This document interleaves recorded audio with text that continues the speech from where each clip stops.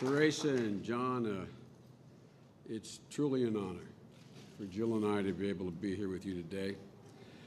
John has been my friend, like many of you, for a long, long time. And to have the opportunity to reenact the oath of office is a great pleasure for me. You know, it's not the first time John has taken an oath.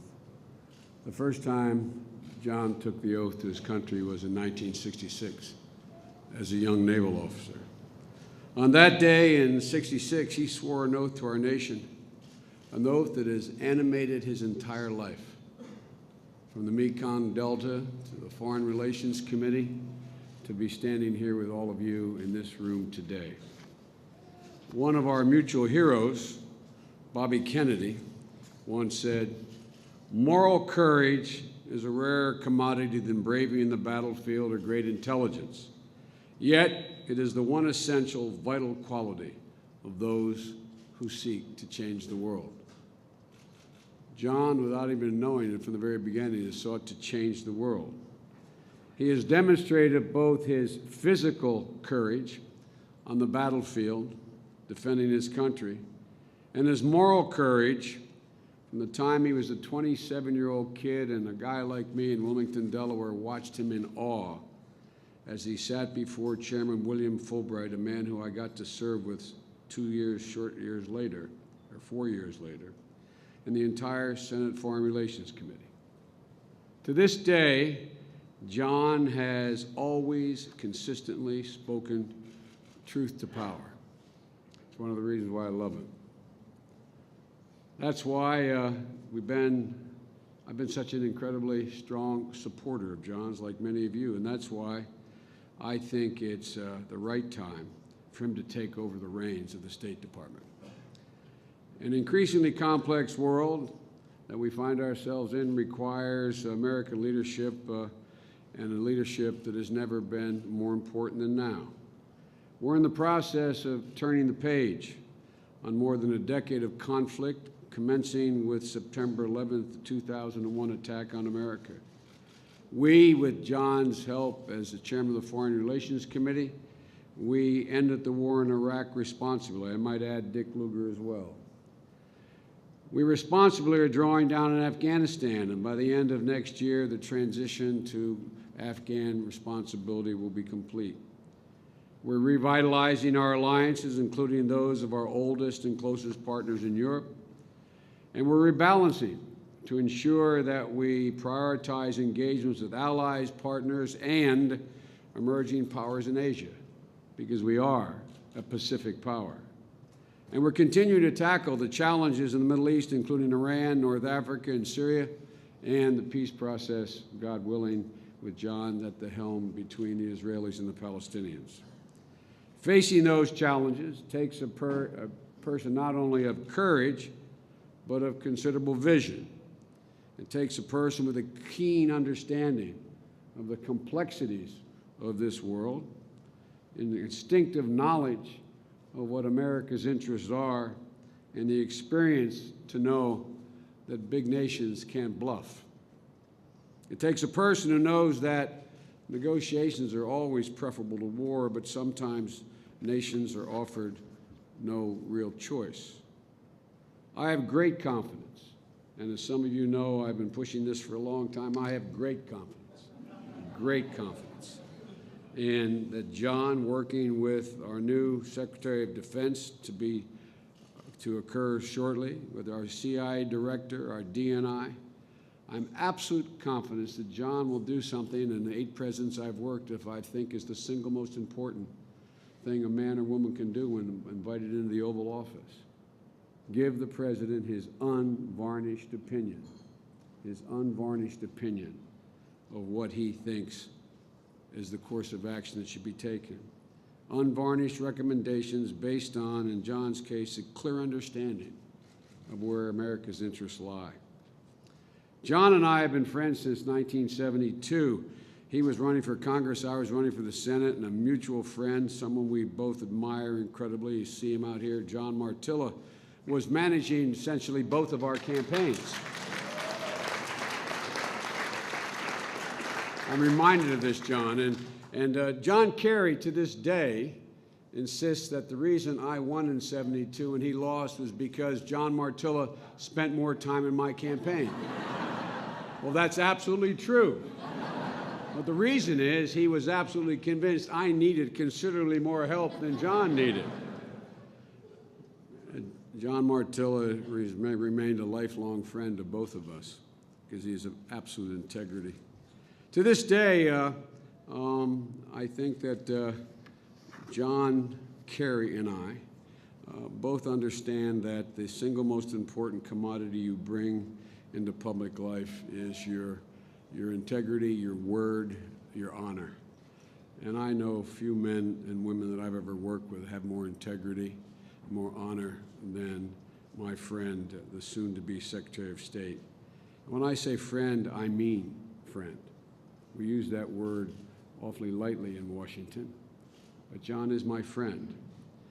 I have one great regret. As I look out and see some of you, I'm sure share that regret, that I didn't get the opportunity of standing next to John when he was being sworn in as President of the United States of America. How different the world.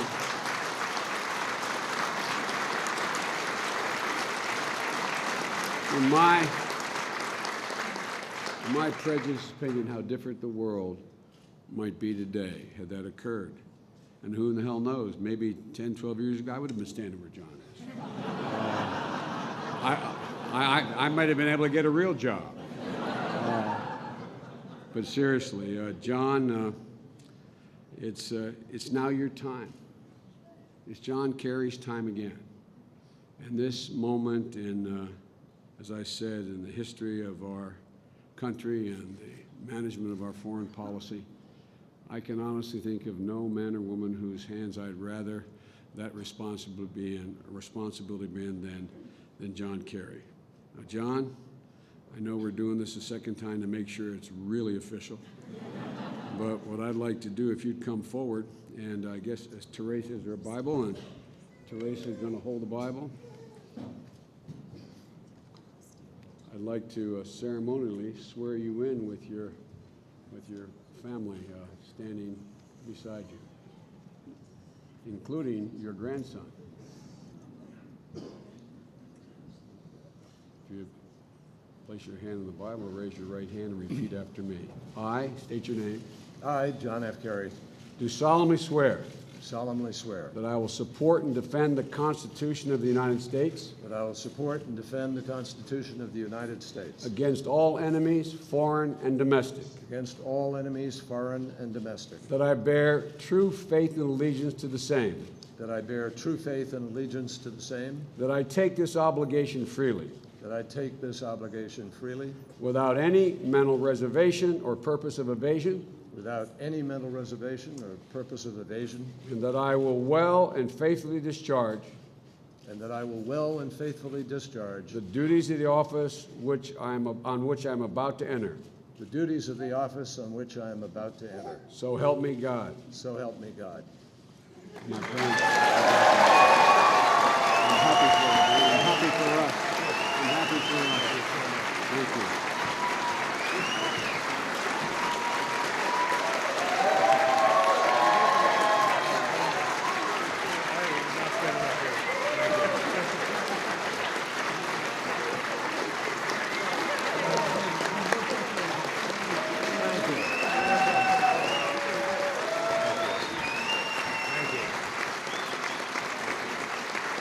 Thank you.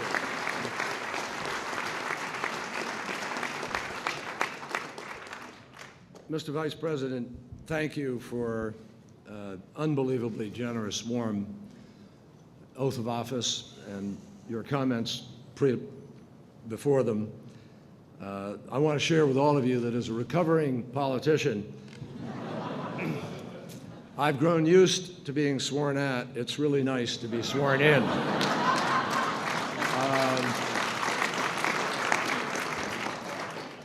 I will say more about the Vice President in a moment, but I want to say thank you to my colleagues from the Senate, past and present, who are here today. I am so honored by their presence. Senator Lugar, who was my chairman and ranking member for so long, and kept that committee rolling. Thank you, sir, for your service and all you've done.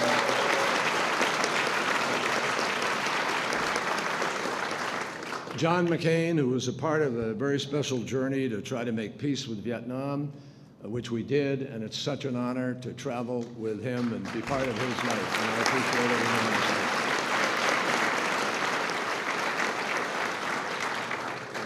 And Tom Harkin, and John Breaux, Barbara Boxer, Max Cleland, my brother-in-arms who's traveled with me in many parts of this journey, Bob Corker, Sheldon Whitehouse, Gene Shaheen, Chris Coons, Rob Portman, who I've grown to really get to know pretty well in the Senate, and he's a man who dares to cross the aisle and make things happen. I'm grateful for that. And Tim Kaine and Elizabeth Warren, two people I won't get to serve with as a senator, but I'm so happy you're on the committee and you're part of the team in that sense. And I want to likewise welcome my colleagues from the House. I'm particularly grateful for Bill Delahunt, a longtime friend, for being here, and Ed Markey, Bill Keating, and Joe Kennedy III. You honor me by being here. Thank you. Also want to thank my friend Tom Donilon for being here. He's a great steward of our foreign policy, and together with Tony Blinken, his new deputy, these are people I have had the privilege of working with before, and I am so confident about where we're heading in this partnership, and I'm grateful to you for coming over here and being part of this. And a bunch of former staffers who are all working at the White House now for a fellow called the President of the United States. But I'm truly proud of them and grateful for their enduring friendship. Over the last few days, one other person I want to mention, I didn't know for sure he was going to be here. We were on the same soccer team, hockey team, lacrosse team. He was a captain of a bunch of them, an incredible athlete, United States Marine Corps veteran, decorated from Vietnam, and he has served with such incredible distinction as the head of the FBI. And Bobby, thank you. Bobby Mueller, thanks for coming. Appreciate it.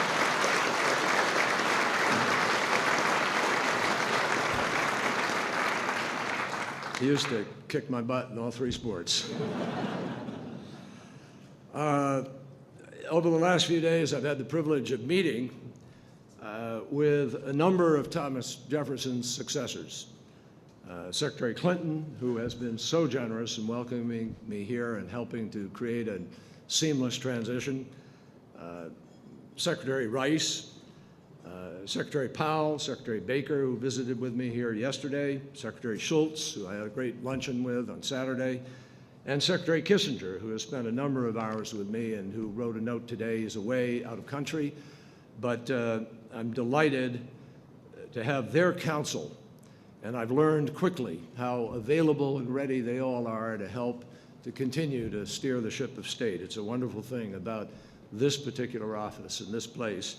And I'm so honored that my friend, former Secretary Madeleine Albright, is able to be here today. And will you join me in welcoming her and saying thank you to all of your secretaries of state? Thank you.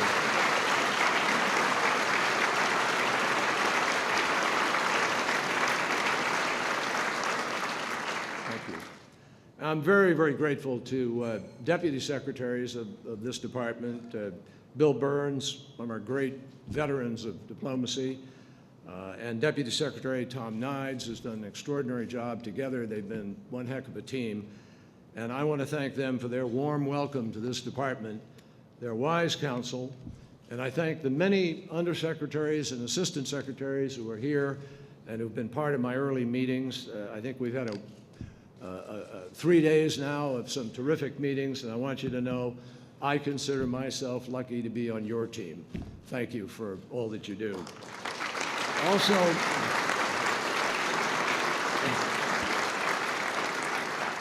Also, last, I want to welcome some of my crew members who are here, the guys who served on boats with me in Vietnam. These are men who lived and know the truth of our service, and they honor me today with their presence just as they did with their patriotism 4 decades ago. I'm grateful, wherever they are.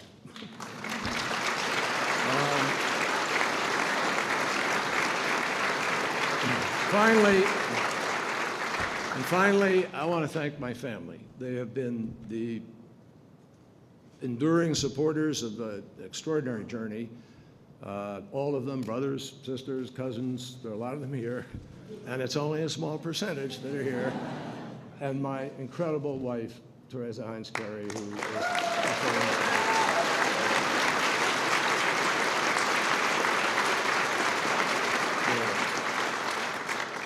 Now, I said the other day in the hearings a few weeks ago, I said that my approach to the role of Secretary of State would be deeply informed by my 28 years plus that I spent on the Senate Foreign Relations Committee, the only committee that I was on from the day I got to the Senate till the day I left. I spent most of the time sitting a few seats down from the then chairman, Biden, learning from him the full benefits of seniority. And in fact, Chris Dodd is here, and Chris will tell you that it was Biden, Sarbanes, Dodd, and Kerry, and Chris and I used to nudge each other and say, we're never going to be chairman of this committee. And then boom, all of a sudden, things change. 6 years ago, Joe Biden, Vice President Biden, and I found ourselves sitting on the same committee with a young senator by the name of Barack Obama and another fellow by the name of Chuck Hagel. So for all of you senators from the Foreign Relations Committee here today, stay right where you are. All the good spots are taken. Mr. Vice President, I really am glad that you're here. I'm proud that you're here. I'm grateful that you're here to swear me in, and Dr. Joe Biden, thank you for coming with him. It is special to have you and to have Hunter here, your son, who's a good friend of our family. I know you just landed a few hours ago from your trip to Germany, France, and the United Kingdom. I welcome you home, and I hope you left me with a full tank. As the Vice President mentioned a few minutes ago, he got to the Senate ahead of me. The pundits that year that you referred to, Mr. Vice President, were predicting that I would win and you would lose. And it was exactly the other way around. So once again, the pundits were 0 for 2, folks, which is not unusual. But I got, when I finally got to the Senate, I got to see our Vice President as a legislator. And I saw him with the prescience, the vision that he had, to be way ahead of everybody on the subject of the genocide in Kosovo, way ahead of everybody on crime in America and exerting leadership to put police in our streets and change that curve. I saw the respect that he commanded from our colleagues. And now, as our Vice President, Joe Biden has written a new chapter as the President's closest advisor, and I think proving a new kind of partnership in President-Vice President in the conduct of our foreign policy.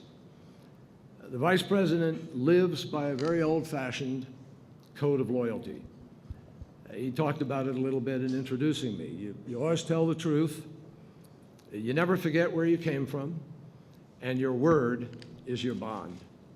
And I can't tell you how many times in the Senate, when I was listening to Joe negotiate or we were working on something, he would say, I give you my word as a Biden. And you know you had a very special commitment. We still joke about a trip that we took with Chuck Hagel to Afghanistan. And we went up to a forward operating base up in Kunar province. And our helicopter on the way back got caught in a snow squall in the mountains, and our pilot, literally, everything went blind, and suddenly we were banking and heading down and braced for an emergency landing on this snow-covered road high in the mountains near Bagram Air Base. And the Vice President turned to Hagel and me, and he offered an alternative. He said, maybe we could keep the helicopter aloft if the three of us just started to give a speech.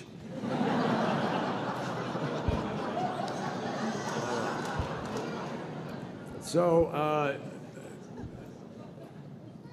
I want to thank President Obama for the faith that he has placed in me, and for the leadership that he has offered the world. I will tell you, my friends, and I think the Vice President hears this too, President Obama has restored America's place and our reputation in the world, and we are grateful for that.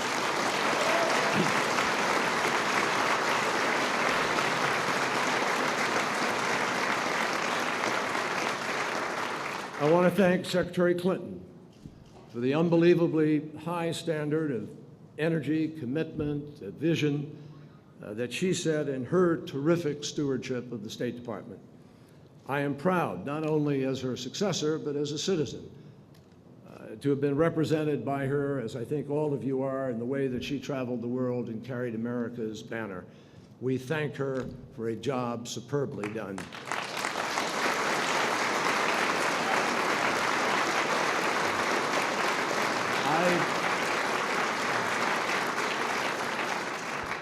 Thank you, all of you, for being here to celebrate this moment together. I thank you for your faith and your friendship, for being part of this incredible gathering in this magnificent room named for Ben Franklin, who incidentally was not only the father of the American Foreign Service, but he was America's greatest expert on electricity, and they could have used him at the Super Bowl last weekend. But a serious note, this room, I think Secretary Albright was saying to me in the room back there before we came out, how you sort of approach this building and you have no idea. It's a 1950s kind of block building, and you come into this unbelievable room and these diplomatic surroundings. This room and the treasures that decorate it are a tribute to the names and the legacies that are embedded in our national memory.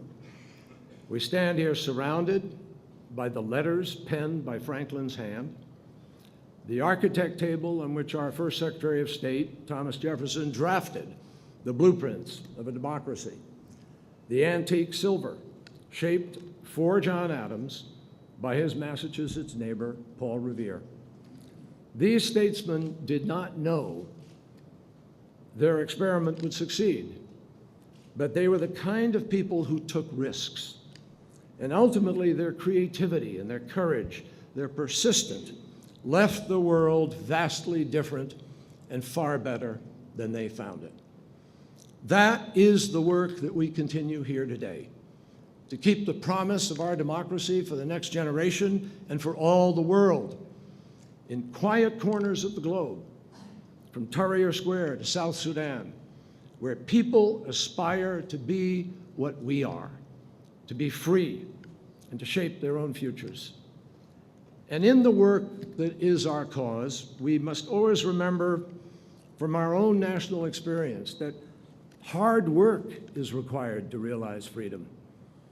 And as we rededicate ourselves to that purpose for our own nation and our neighbors, it's important that we remember that. It's well known that my experience in war shaped my understanding of the human costs of failed diplomacy and the cost of conflict itself. Vice President and Dr. Biden know the cost in a personal way because they have focused on military families and spent an enormous amount of time reaching out to them. And they understand that sacrifice, and they are also a military family themselves, having seen their son, Beau, the Attorney General of the state of Delaware, leave his home and deploy for a long year in Iraq. Moreover, at Dover Air Force Base in the state, the Vice President represented for 36 years. When our fallen come home, we are all further reminded of what it means to be a nation at war. I am proud to take on this job because I want to work for peace, and because the values and ideals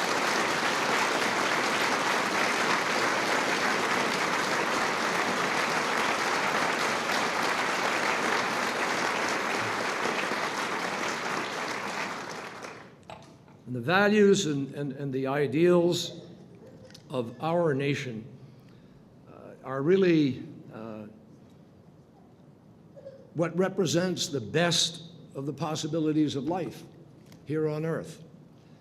But I make clear today to those listening, while my preference is for a peaceful resolution to conflict, my journey has also taught me that when remedies are exhausted, we must be prepared to defend our cause and do what is necessary to stand up to extremism, terrorism, chaos, and evil, and we will continue to do so.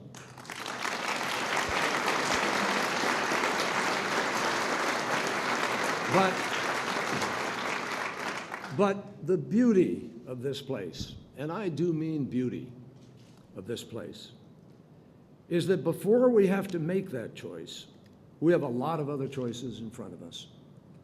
We can help people to help themselves. We can protect children, as we did in Africa, where PEPFAR has saved millions of lives. We can keep students learning even after an earthquake destroys their schools, as we did in Pakistan.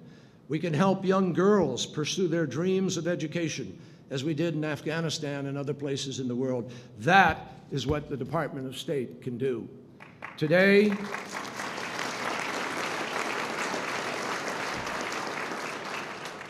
we tread on very new terrain. The Vice President referred to it in his comments. We're in a world of unparalleled technology, unprecedented growth in the number of young people, of unleashed sectarian strife and religious extremism. And I believe, and I know the President and Vice President share this deeply, unless we stay vigilant, these forces threaten to unravel whole nation states and create greater pockets of instability than we have seen in recent times. This is our challenge. I believe the United States has to join with other nations to pool our resources, our talents, our thinking, and to create order where there is none, and to fix, or try to fix, what is broken. All of us need to do better at inviting people to embrace the values that have always inspired us. Now, some would rather say that America ought to turn inward because of budget choices, that we have to say no to the world. Well, I think we recognize our responsibility and our role. We know that America is exceptional not because we say we are, not because it's a birthright that will happen automatically, but because America does exceptional things, and we must continue to do those things. The world depends on us.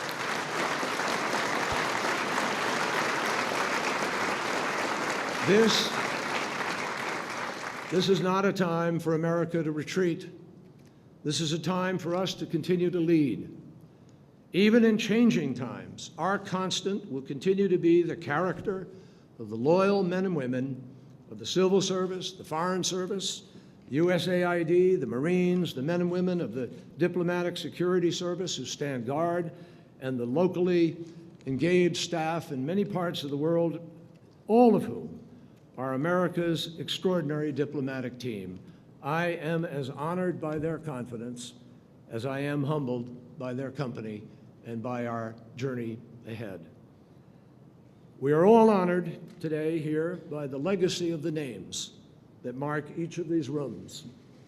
Franklin, Jefferson, Madison, Monroe, John Quincy Adams, and three of our founders, Franklin, Jefferson, and John Adams, whose effects, as I mentioned, are preserved here at the State Department, were charged on July 4th, 1776, by the Continental Congress with devising an emblem for our newly minted nation. 6 years later, our nation adopted the Great Seal. And ever since then, it has been in the custody of the Department of State. It literally watches over us today, guarding us from above this room right there. That's the seal. And this room is named for Harry Truman. It was Truman who turned the eagle's head away from the arrows of war and towards the olive branches that are firmly gripped in one of the claws.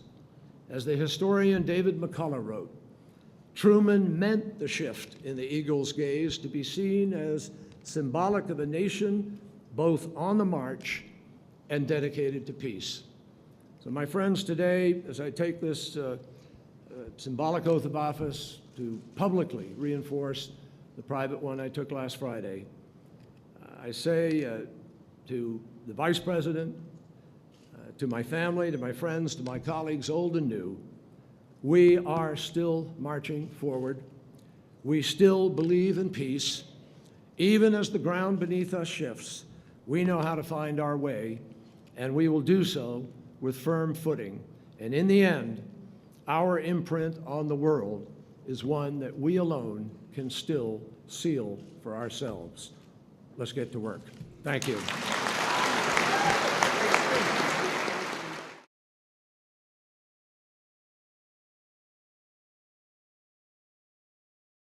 Supporter of John's, like many of you, and that's why I think it's the right time for him to take over the reins of the State Department. An increasingly complex world that we find ourselves in requires American leadership and a leadership that has never been more important than now. We're in the process of turning the page on more than a decade of conflict, commencing with September 11th, 2001 attack on America. We, with John's help as the chairman of the Foreign Relations Committee, we ended the war in Iraq responsibly. I might add Dick Lugar as well. We responsibly are drawing down on Afghanistan, and by the end of next year, the transition to Afghan responsibility will be complete. We're revitalizing our alliances, including those of our oldest and closest partners in Europe, and we're rebalancing to ensure that we prioritize this for a long time. I have great confidence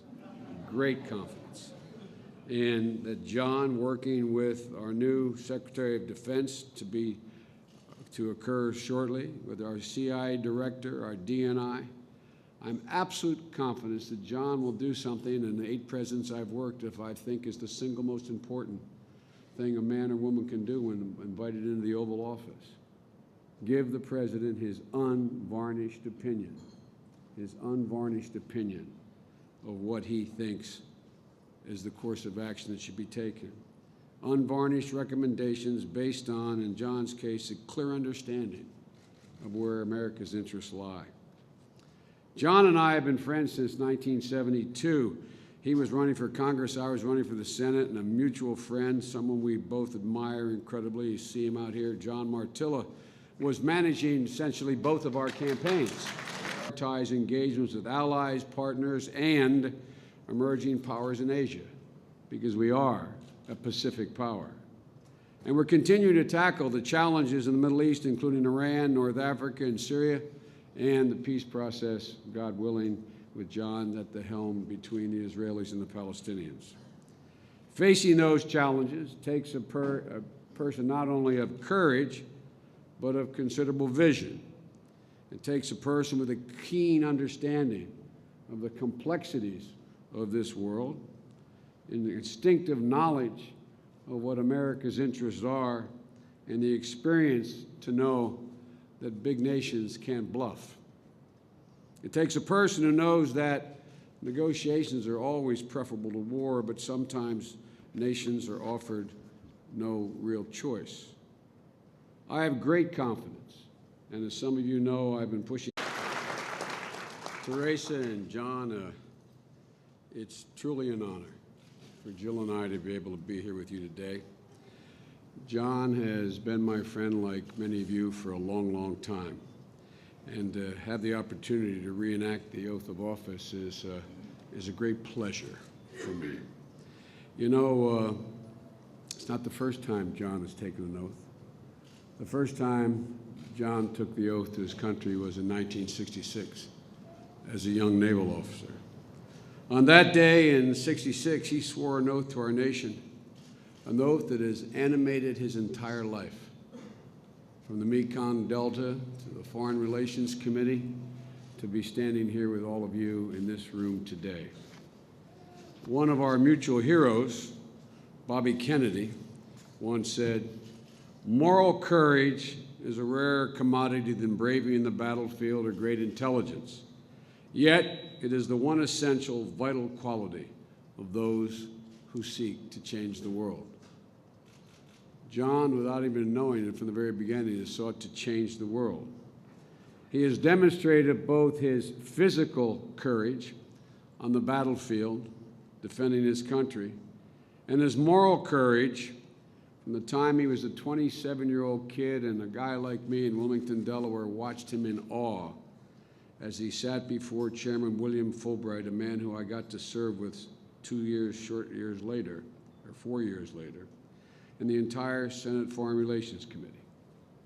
To this day, John has always consistently spoken truth to power. It's one of the reasons why I love him. That's why I've been such an incredibly strong supporter